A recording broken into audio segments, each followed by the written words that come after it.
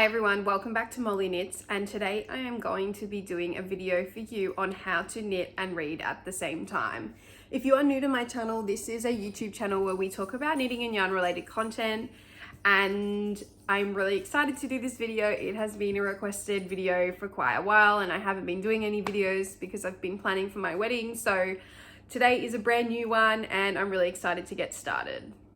First off, you're going to need quite a few things, not that many things, but you're going to be needing like a book that you normally want to read. I use a Kindle and I'll get back to that a little bit later. And then I use one of these. So this is just like,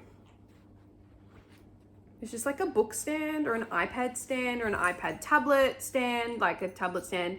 I bought this from Kmart for $10. So it wasn't a very big investment. It was actually quite a good price, and it basically just allows you to have your book to sit in front of you while you are reading, hands-free.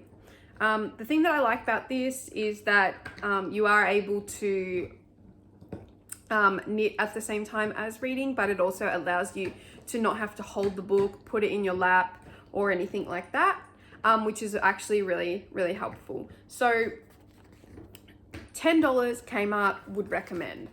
The other thing that we normally recommend when looking at knitting and reading at the same time is a project that doesn't require a lot of effort, doesn't require charts, doesn't require anything. It's just a repetitive motion that allows you to be able to basically not look while you're knitting. So the project that I'm going to be using is my sock set.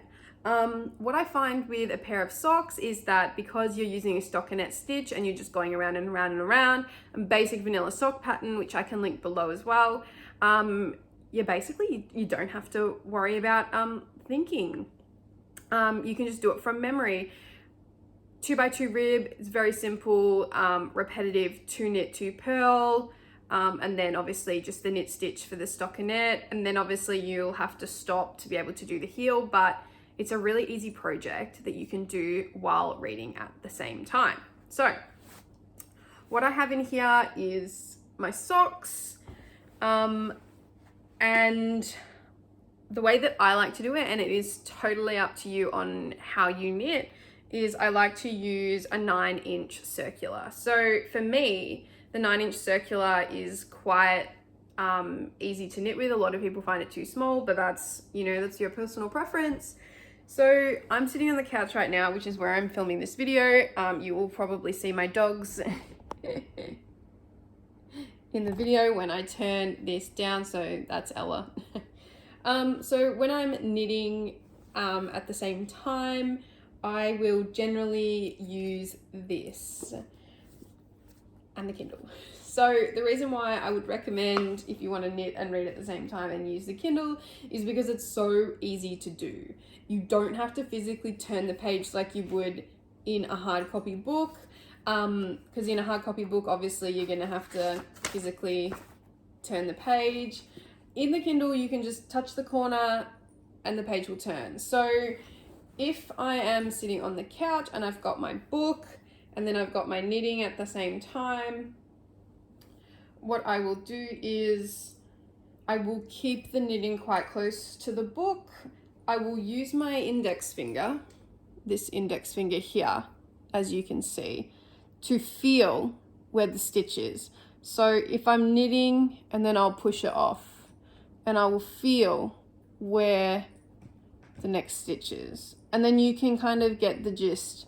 And once you learn how to knit and read like this, it then becomes quite easy to knit and watch Netflix. If you're going to the cinema, you can knit and watch the movie at the same time, and you can get things done. And it's that multitasking focus where it's actually quite simple to be able to knit and do multiple different things at the same time. So I would have it quite close. I look down every now and then, not an extended amount, just like that, knitting and looking down at the same time. And then when I get to the end of my page, I just use my pinky finger and then I just turn the page, and it's so easy to do. And the thing that I like about it is that it makes you kind of like more aware of your book and of your knitting, and it kind of gets you that like multitasking, that you can do both at the same time. I also am a really big fan of audiobooks. So like if I'm on the train, I probably won't knit and read on the train. I will put my audiobook in and I will knit at the same time, because then I can block out like the surroundings. So that is another option. I also find that the 9-inch circular for the sock is the easiest for me. If you are a person who likes to use the magic loop method, it may become difficult when you get to the end of the row, because you're obviously going to have to turn your work around and pull it through, and that can become a bit more difficult. But I know people that have managed to get through that kind of difficulty, and they've done it so often now that they just know how to knit and read at the same time with their yarn in this method. So that would be the first thing. The second thing is, if you do have a paperback book, it's not difficult to learn how to do either. I'll show you. I'm gonna put the Kindle away. So for me, it's just about, you know, making sure that you've got everything kind of like organized. Because you've got 2 pages instead of, you know, 1, you're not having to turn it as often. Depending on, you know, how quick you are at knitting, it's exactly the same process. So you're just going to be knitting exactly the same as I said before, just reading and knitting at the same time. You know, double check your stitches every now and then to make sure that you haven't, you know, had any issues. And then when you get to the part, you can literally just turn the page like that. And I don't really ever find it, you know, to be much of an issue when I'm doing it like this, because I can stick the work down below the book, and I can use this finger if I want to kind of just, you know, keep going at the same time. So I find that quite enjoyable. If I am going to knit and read, I won't use this. I'll always use the Kindle. I'll always try and find the book on the library. I will always try and find an audiobook, because I just find it 1,000,000 times easier using this, because it's just so quick. It's just a touch and it's the next page, and you don't even have to really let go of your work. Like when I use the Kindle, I never even let go of my work. When I'm knitting, I'm literally just like, touch, next page, touch, next page. So I don't even have any issues with that. I hope you found this video helpful. If you have any questions on how to knit and read, or you want some more tutorials, feel free to send me a message or write a comment in the video description below.